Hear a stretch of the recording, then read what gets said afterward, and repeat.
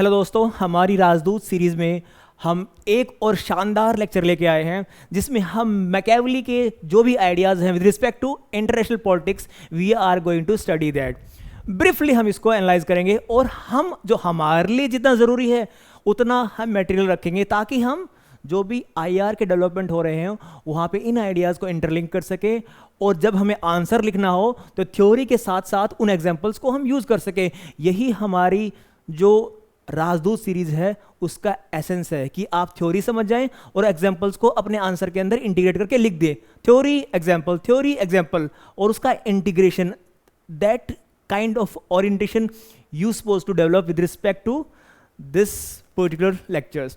सो देखिए, जो मैकियावेली ने बुक लिखी थी प्रिंस, उसको अ काइंड ऑफ एक टेक्निकल मैनुअल मानते हैं कि आपको कैसे पावर को एक्वायर करना है, फिर कैसे उस पावर को कंसोलिडेट करना है और फिर पावर को कैसे एक्सपेंड करना है। ओके, ये सारी जो सजेशंस दे रहा है प्रिंस को वो अपने रूलर को, उसमें पावर कंपोनेंट बहुत इंपॉर्टेंट है। फाइन, अभी डोमेस्टिक पॉलिटिक्स में बोल रहा है कि पावर आपको कैसे एक्वायर करनी है। समझना इस बात को, पावर आपने एक्वायर की, वेरी गुड। अब उसके बाद आप क्या करोगे, उस पावर को कंसोलिडेट भी करना है आपको कि कहीं वो पावर हाथ से निकल ना जाए, कंसोलिडेशन ऑफ पावर। और सबसे जो इंपॉर्टेंट बात जिसको हम करेंगे, एक्सपेंशन ऑफ पावर। अब ये एक्सपेंशन ऑफ पावर जब हम बोलते हैं my dear friends, here comes the role of international relations. जब हम अपनी पावर को एक्सपेंड करेंगे तो कहाँ करेंगे, with respect to other countries. जब आपको अपनी पावर को बढ़ाना है then you come with contact with other countries. और इसी के कंटेक्स्ट में वो बहुत सारी बातें पावर के ऊपर बोलता है और इन चीज़ों को हम डिस्कस करने वाले हैं। तो पहली जो चीज़ आपको मैकियावेली के व्यू में समझनी है, वो फोकस कर रहा है कि जो हमारी नेशनल इंडिपेंडेंस है, जो हमारी नेशनल फ्रीडम है, वो सुप्रीम वैल्यू है। और इस सुप्रीम वैल्यू से हम मतलब करेंगे कि यहाँ पे एक नॉर्मेटिव सेंस, जो क्लासिकल रियलिज्म की नॉर्मेटिव सेंस है, उसमें रिफ्लेक्ट होती है इसके अंदर। अब मैं बार बार में क्लासिकल रियलिज्म की जब हम बात कर रहे होते हैं तो मैं बार बार में ये वर्ड क्यों यूज़ कर रहा हूँ कि इसके अंदर नॉर्मेटिव कंपोनेंट है जिसमें certain values are being integrated in classical realism theory. मैं बार बार नॉर्मेटिव वर्ड यूज़ कर रहा हूँ, इसका एसेंस यही है कि there are certain values which are being integrated in classical realism theory. Fine, अब जब हम इसको डिफरेंशिएट करेंगे नियो रियलिज्म से, वहाँ पे इस कंपोनेंट को वहाँ पे फिर लेके आऊँगा, तब आप समझोगे कि अच्छा, ये नॉर्मेटिव वैल्यूज जो वहाँ पे हम देख रहे थे ये नियो रियलिज्म के अंदर अब्सेंट हैं। So that is why I am using here this normative component which is there. अब मैं इसको कॉम्प्लेक्स नहीं बनाऊंगा।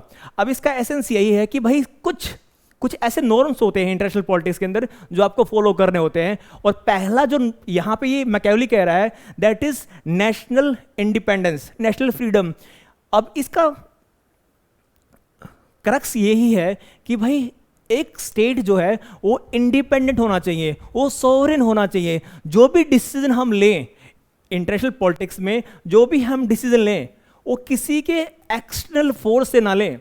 We must take that decision on our own. हमारे पास कोई भी ऐसा फोर्स ना हो, क्योंकि इंटरनेशनल पॉलिटिक्स है, वहाँ पे कोई वर्ल्ड गवर्नमेंट नहीं है जो हमको रेगुलेट करेगी, नहीं, सभी के सभी सोवरेन हैं।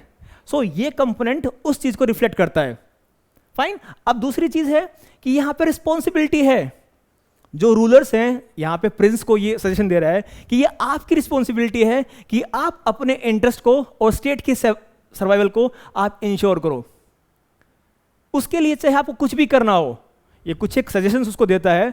लेकिन सबसे बड़ी जो बात है यहाँ पे, नॉर्मेटिव एसेंस जो है, उसमें ये सॉवरेनिटी का डायमेंशन और ये रिस्पॉन्सिबिलिटी का डायमेंशन। रिस्पॉन्सिबिलिटी ऑफ होम, जिनके पास पावर है, जो पावर होल्डर्स हैं, उनकी रिस्पॉन्सिबिलिटी है कि वो अपने नेशनल इंटरेस्ट को और स्टेट सर्वाइवल को इंश्योर करें। और वो कैसे कर सकते हैं, थ्रू सेल्फ हेल्प। आपको अपनी पावर को बढ़ाना होगा, अपनी पावर को और ज़्यादा स्ट्रेंथन करना होगा। इसी बात को बार बार ये 3-4 चीजें हैं जो आपको समझनी है।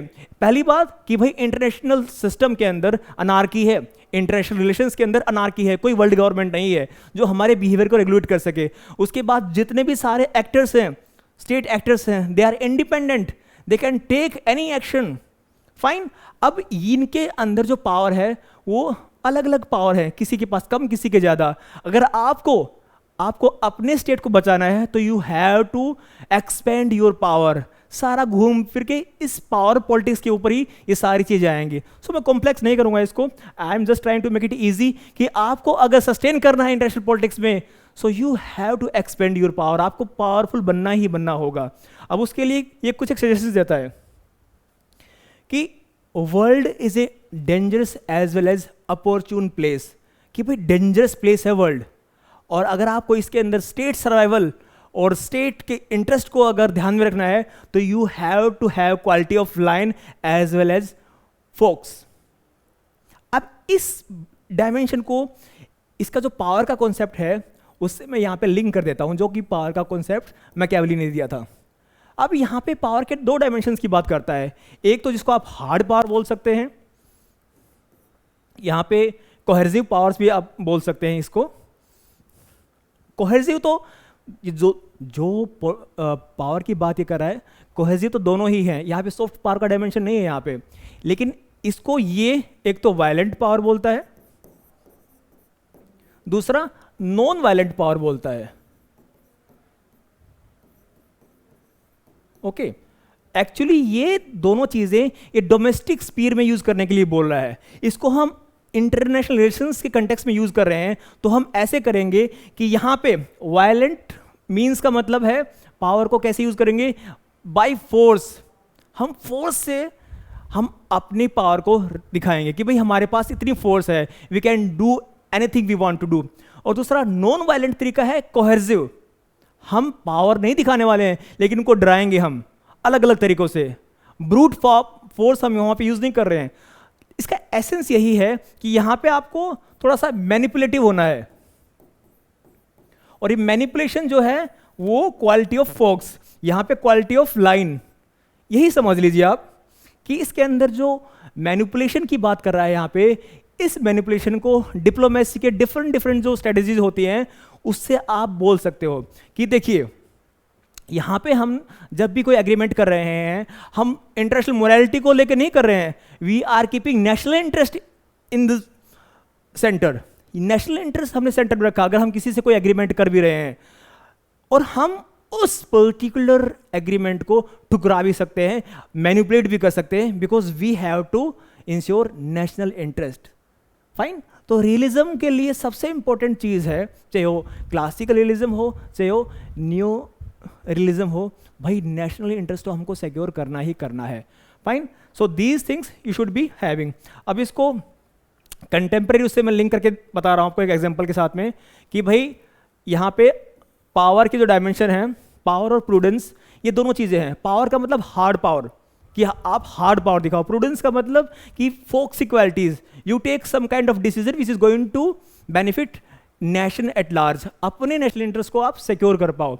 अब पहला एग्जांपल जिसके अंदर ट्रंप ने पहले कभी कहा था कि यूक्रेन अब कभी अपने टेरिटरीज को वापस नहीं ले पाएगा, ठीक है, लेकिन इसने अपनी स्टेटमेंट को बाद में चेंज कर दिया, बोलता कि हाँ यूक्रेन ले सकता है जब उसको यूरोपियन यूनियन मदद करेगा और थोड़ी कुछ हम भी ऐसे नेटो की स्ट्रेटेजी चेंज करेंगे, so Ukraine can take that back. अब यहाँ पे he is trying to be और स्मार्ट। अब रशिया का रिस्पॉन्स क्या है? रशिया बोल रहा है कि हमको पहले तुम पेपर टाइगर बोल रहे थे, अब हम दिखाएंगे हमारी पावर क्या है। सो रशियन डिप्लोमेट्स का जो आंसर था वो था, we are continuing our special military operation to ensure our interest and achieve the goal set by Putin, कि भाई हमारे इंटरेस्ट को सिक्योर करने के लिए we will continue that military operations. हम हमारे जो ऑपरेशंस हैं we are going to use line, ये दोनों लाइन हैं।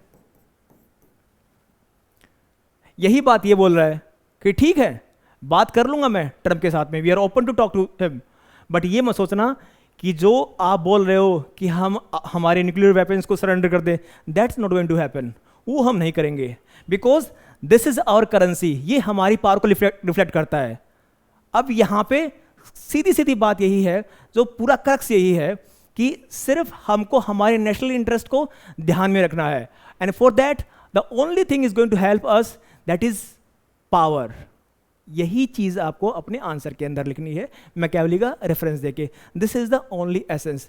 साथ में ही आप ऐसे एग्जांपल्स को कोट कर सकते हैं, और इसी को हम बोलेंगे the integration of theory and the current affair. This is what you suppose to learn. और इतना सीखने के बाद सिर्फ आपको इतना करना है, if you really want to improve upon, तो आपको every day you have to put some kind of concrete efforts. हर दिन आपको कुछ ना कुछ करना पड़ेगा। जैसे ही आपने ये देखा आज, आप एक छोटा सा एक राइटअप लिखो, मे बी 80 वर्ड 70 वर्ड्स और मे बी 100 वर्ड्स का कुछ 2 पैराग्राफ लिखो, जिसमें आप पूरे इस एसेंस को सम अप कर सको। पहले आप बताओगे कि कैसे क्लासिकल रियलिज्म के अंदर मैकियावेली के क्या थॉट थे। अगर आपने पहले वाले जो हमारे लेक्चर सुने हैं, अगर आपको थ्यूसिडिड्स की भी अजम्पशंस का पता है, वो भी आप इंटीग्रेट कर सकते हैं अपने राइटअप के अंदर, and then you link with the current development. So इन्हीं चीज़ों को आपको every single day you have to develop this habit, and then you are going to enjoy your learning. Thank you, dear friends. Thank you so much.